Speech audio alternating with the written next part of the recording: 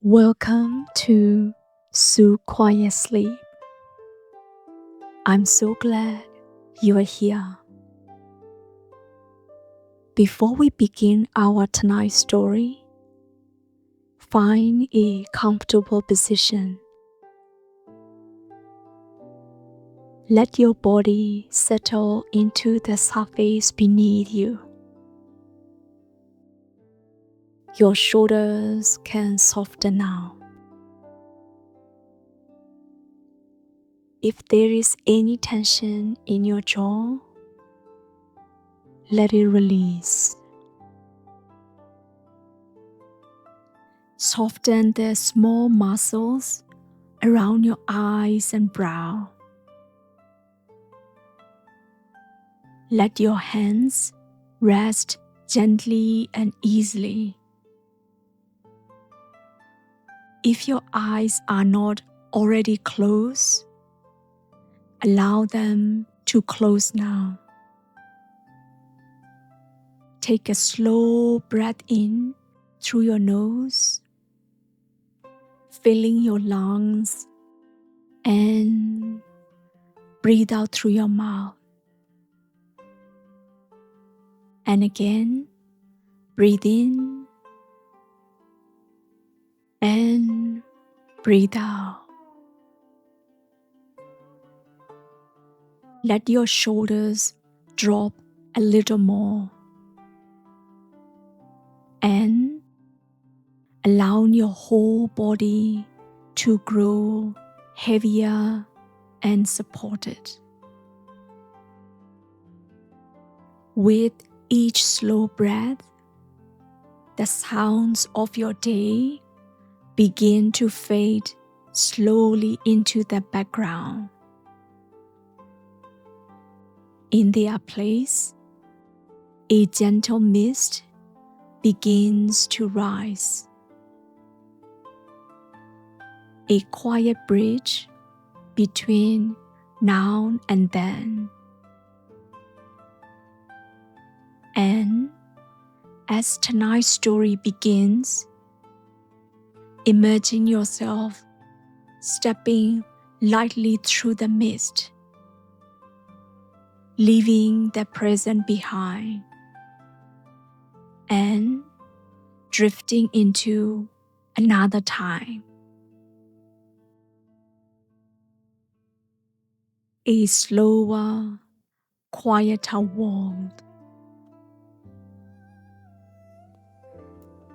Tonight, we step quietly into South Village, a small village on the lower slopes of the Qinling Mountains, just south of Chang'an during the Tang Dynasty. It is the hour before full dawn, late autumn. The frost has not yet lifted.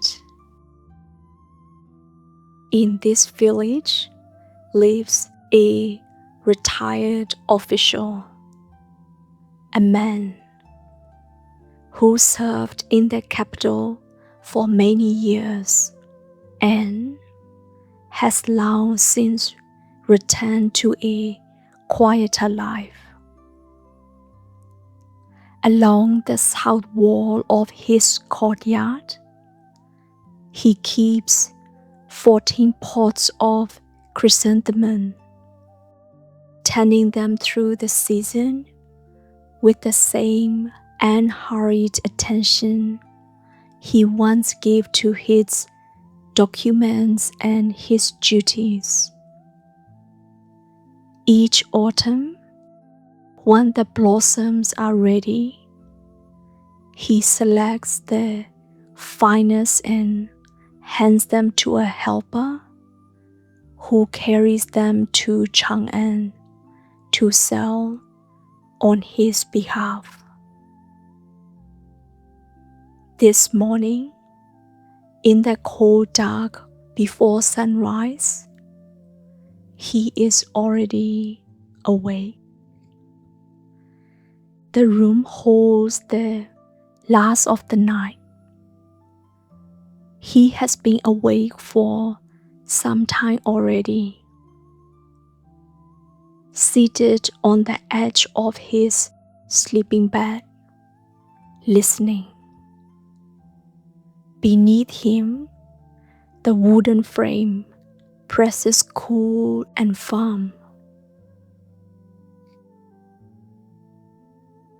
Folded clothes rest in quiet order on the shelf beside him. Through the narrow seam at the base of the door, dry autumn air slides in without sound. He does not rise yet. He sits and lets the dark be dark for a little longer. From somewhere beyond the wall, nothing stirs. The village holds itself in the deep quiet that only comes in the hour before the sky begins to change. When he rises, he does so without haste. His closed shoes wait beside the sleeping bed. He settles on them, one, and then the other. He draws his robe over his shoulders, feeling the familiar weight of the quilted cotton settle along his back. He ties his belt in the dark, fingers knowing the motion without thought. One hand rests against the wooden door frame. He breathes once. Outside, the sky carries a color that is not yet light and not quite dark. A pale amber gray that seems to have arrived without moving, without announcing itself. It rests above the roofline, still and patient. He steps through the door. The courtyard stones are cold beneath his soles. He feels them through the thin cloth, flat, smooth, each one slightly uneven from years of weather and use. His breath rises in a small pale cloud and vanishes. Beyond the outer gate, a village lane lies quiet in the cold. Beyond the lane, more houses stand in stillness. Their roofs pale with frost, and beyond them, at the far edge of the plain, the Qinling Mountains rise as a faint gray line, barely separate from the sky, barely there at all. He walks to the nearest pot and rests both hands around it. The cool weight of the clay settles into his palms at once.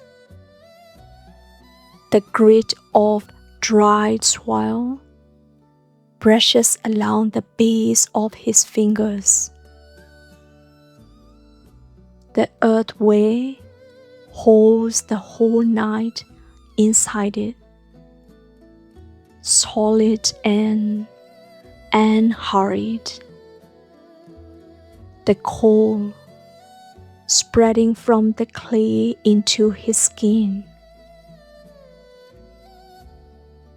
He tends the pot only a little, just enough to bring the bloom towards the thin morning light. The chrysanthemum, long prized as the autumn flower of quiet endurance, is pale gold at the center and darkening at the outer petals. Tiny beads of frost rest along the tips of each petal. They hold the dim morning in a faint silver way. He bends closer. The scent that rises is dry, faintly bitter, with something almost medicinal trace beneath it. The particular smell of the chrysanthemum in cold air, soft and still. From the inner fold of his robe, he draws a small iron pruning knife, darkened with long use. He holds it lightly. He begins with the petals most touched by the frost, the one where the cold has left its mark.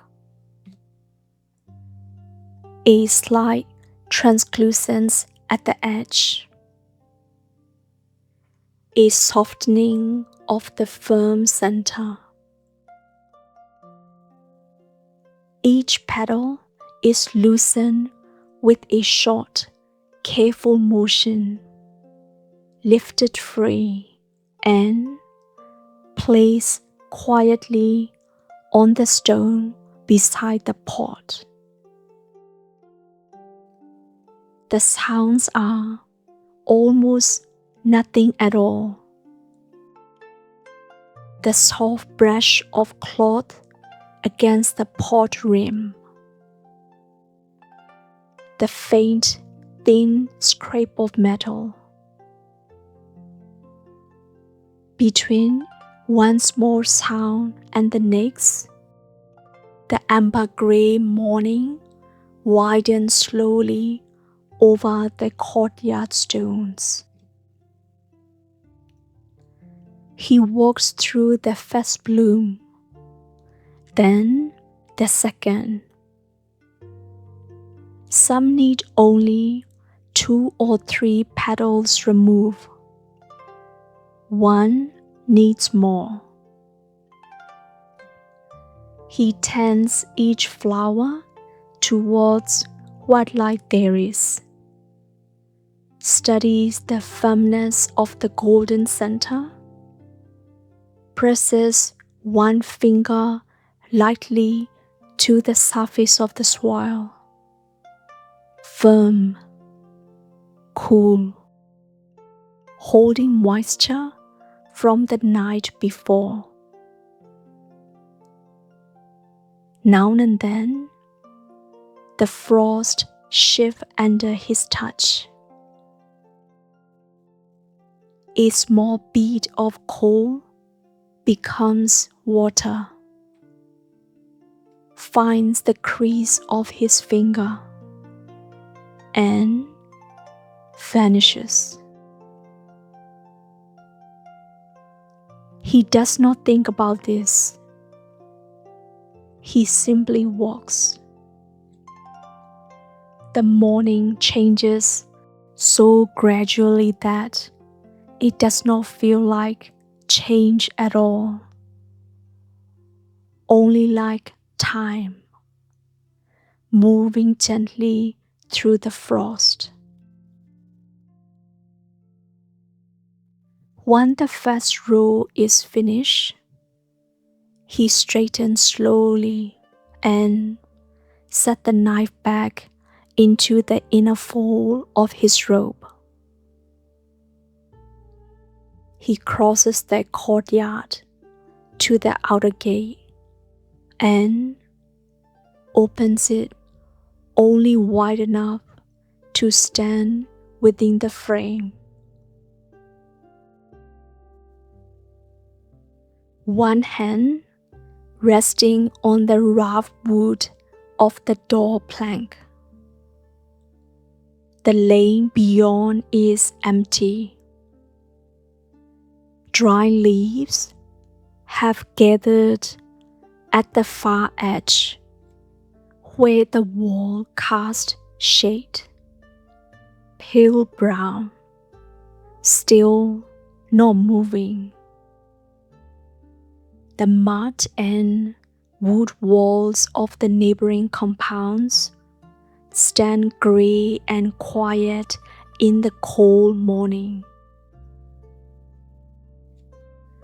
Near the locust tree at the lane's bend, a small bird calls once into the cold air, then quiet again.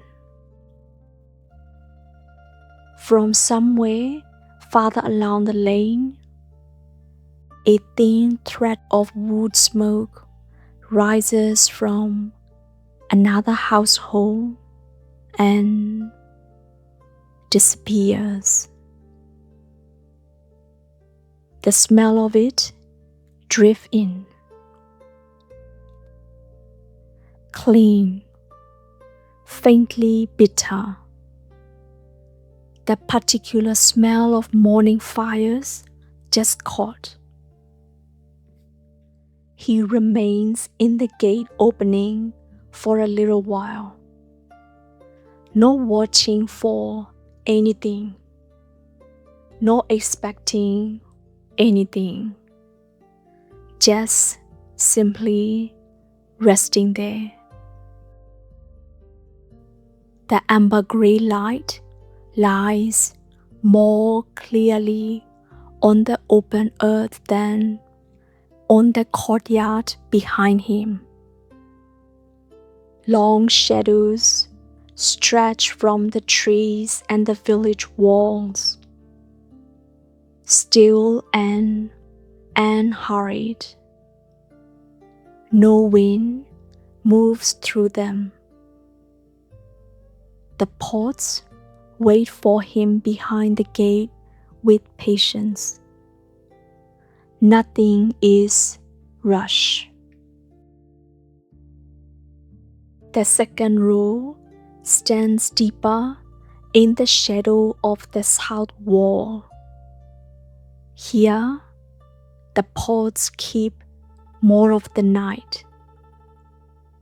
The cold of the clay enters his hands sooner when he lifts them, spreading through his palms before he has even settled his grip.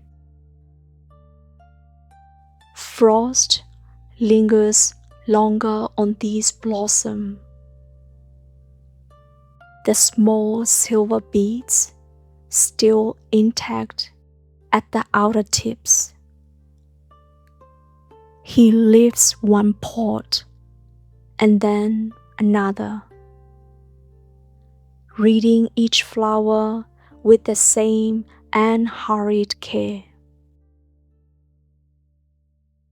One blossom will stay where it stands,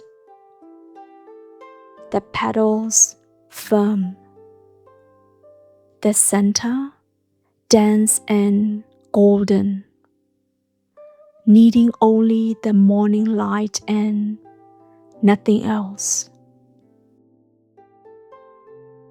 Another should be 10 fingers width, so it faces meets the sun later in the day.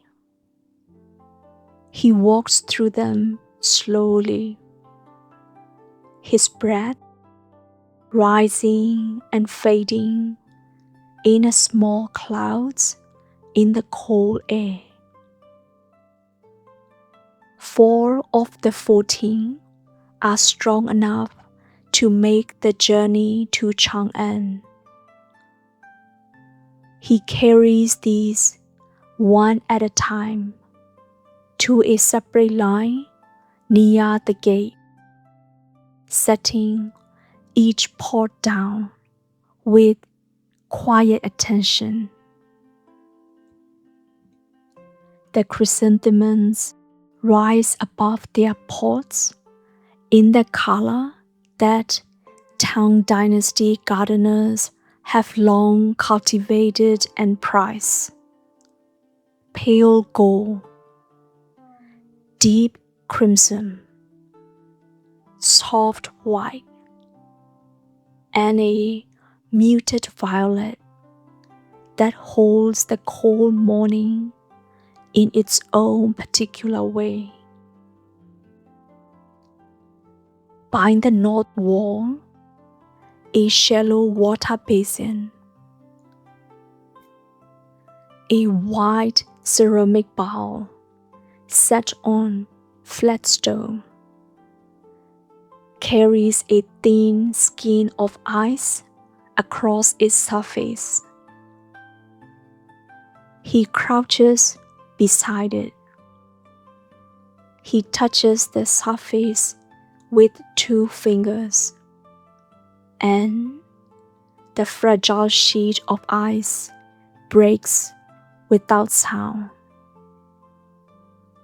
The pieces shifting beneath his touch and settling again.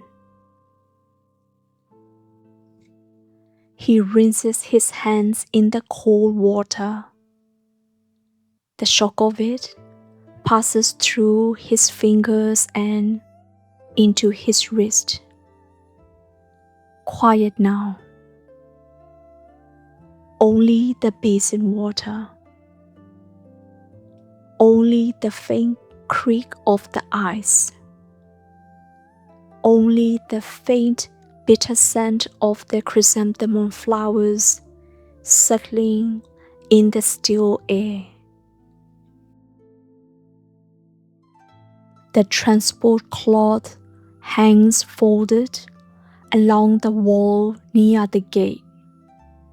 Strips of hemp, rough and woven clothes, kept in the shade through the cold hours, so they hold their firmness.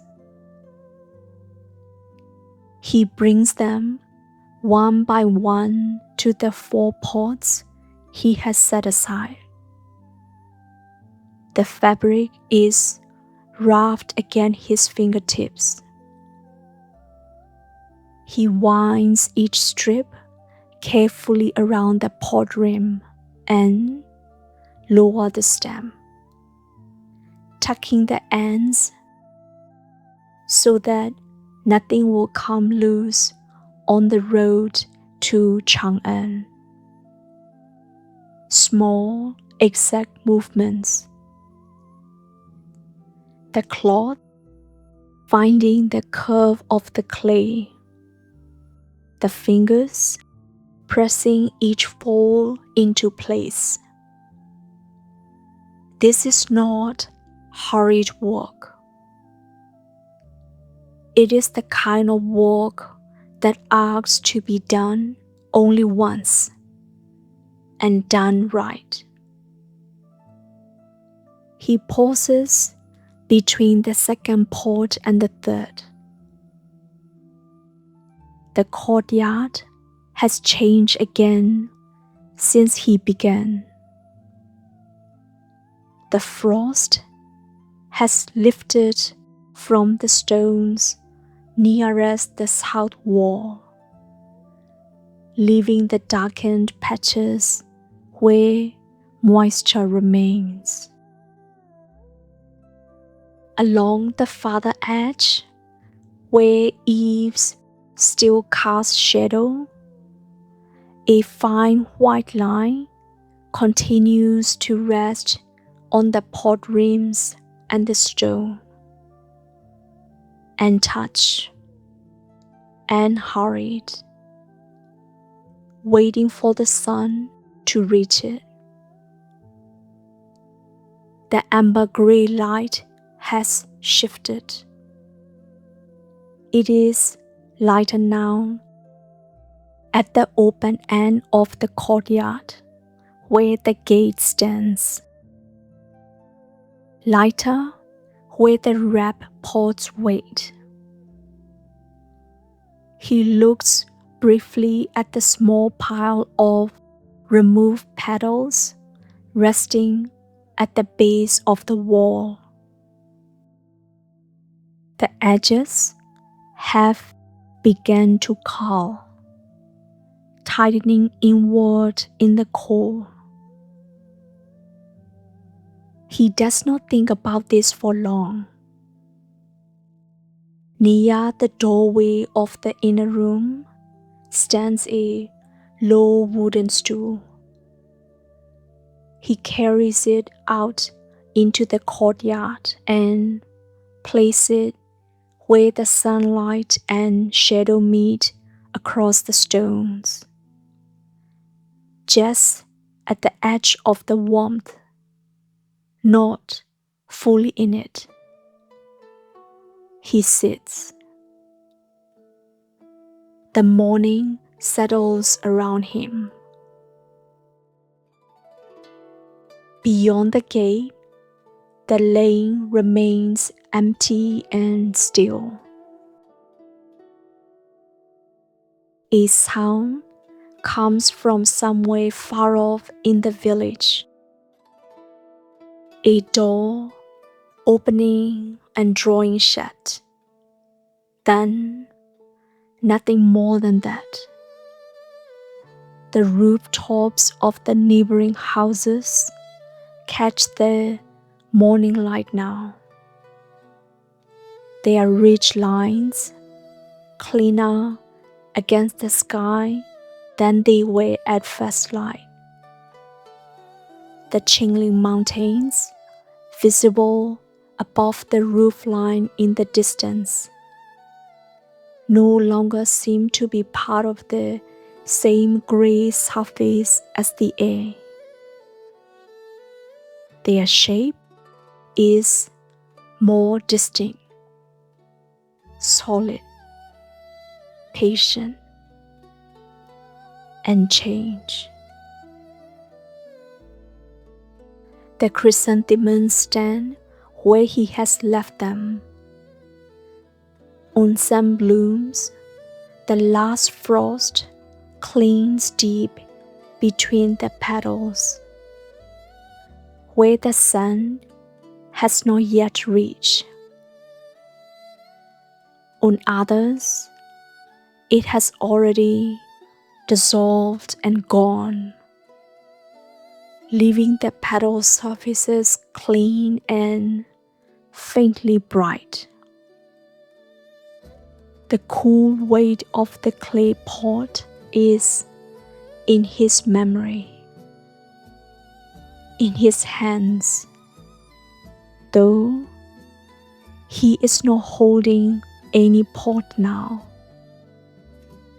He rests his hands on his knees, soft, still.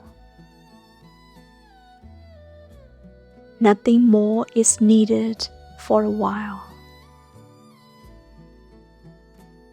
After a time that does not require measuring, he rises once more. He turns two of the remaining pots by a finger width towards the light. Small adjustment, almost invisible, but attended to.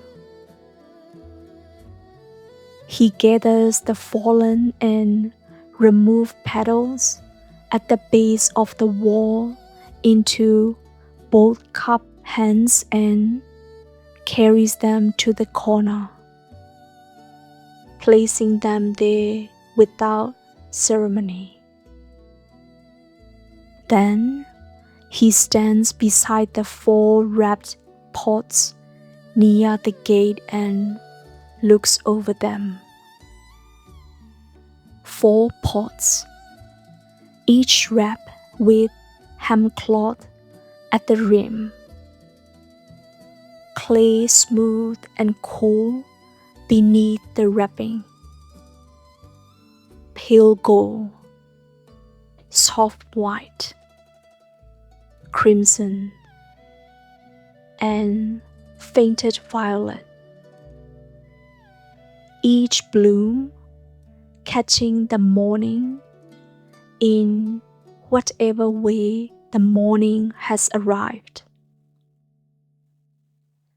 The whole courtyard seems to have grown smaller now, not in its stone or walls,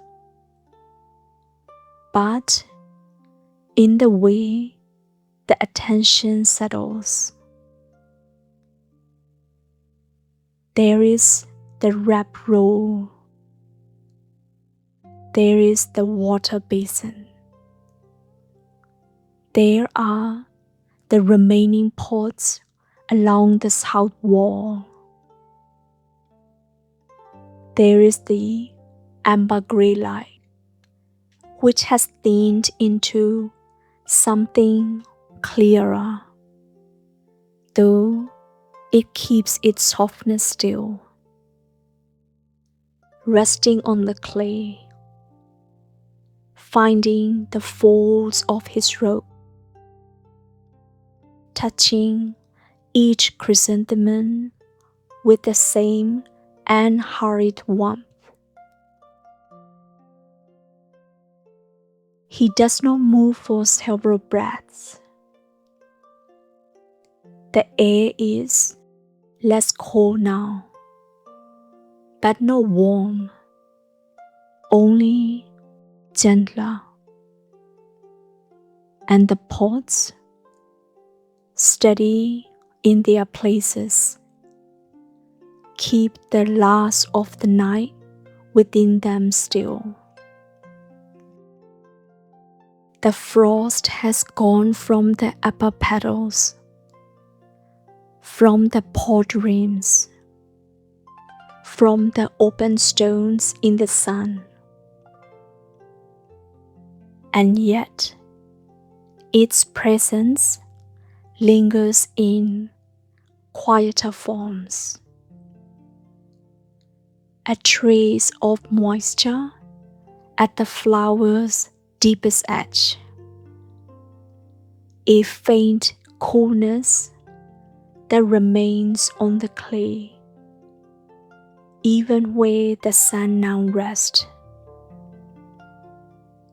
The amber gray light moves slowly across the courtyard, touching one pot, then the next, resting on the basin rim, lying along the stone in long flat lines. He lifts one pot briefly, not for any reason, only to hold it once more. The cool weight settles into his palms the way it has all morning. The grit of the clay against his fingers. The night still faintly present in the earthway. He put it back. From beyond the gate, the village begins in small and distant ways. A muted sound, a thread of smoke, a door, then stillness again. The air shifts almost without movement. The chrysanthemums open quietly and a little farther into the calmer light. Nothing is hurried. Nothing is held back.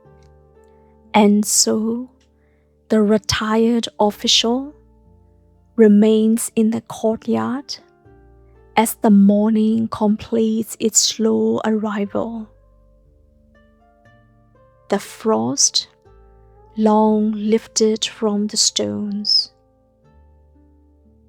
The fall-wrapped chrysanthemums flower pots waiting by the gate. The amber-gray light now resting full and quiet along the south wall, where the chrysanthemums stand in their rows. The night's coolness still faintly held in the clay, patient and unhurried, the way it always is.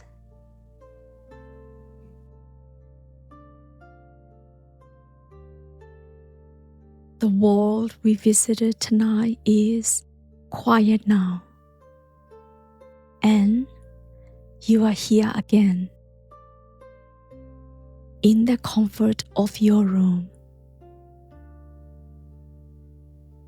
Your mind can rest. Your body can relax. If you are already drifting into sleep, allow yourself to sink deeper. If you are still awake, simply listen to the quiet. Thank you for joining me at SuQuietSleep. I'll be here again soon to share another peaceful moment in time. But for now, sleep well. Good night.